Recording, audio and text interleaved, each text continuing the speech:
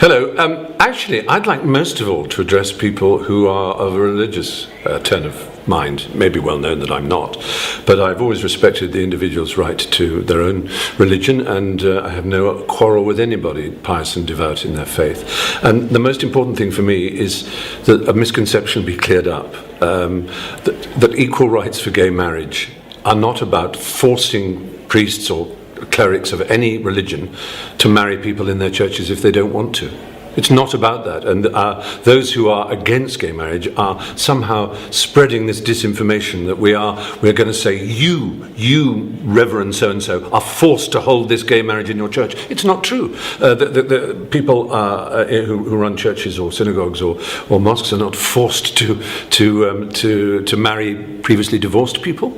For example, it's a very good analogy. It's entirely up to them if it goes against their faith. But what's really important is that there are other faiths, like Quakers, like Congregationalists, and Unitarians, and the Liberal Reform part of the Jewish faith, who are actually extremely keen that they feel that their communion won't be complete unless it includes gay marriage, because they believe in social justice and equality too.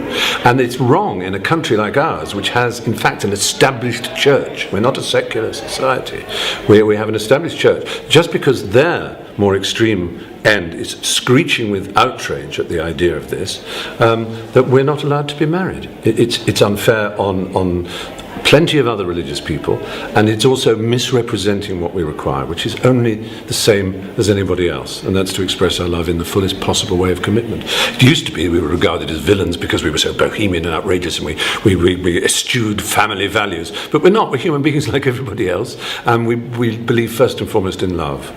So that's the first thing I'd say, really. And the other thing I'd say is gosh, Britain in particular hasn't the Olympic Games and the Paralympic Games and this extraordinary summer, hasn't it shown that in fact we are a really open, generous, tolerant society, diverse, full of love, and that patriotism and pride in the Union Jack is not something for hideous National Front types or British Union of Fascist types. It's for all of us, and what we celebrate is our tolerance, our openness, the multiplicity of things it means to be British, to be quirky, to be eccentric, to be charming and funny and odd, and certainly not to be down on other people who love each other, who are no threat to anybody else.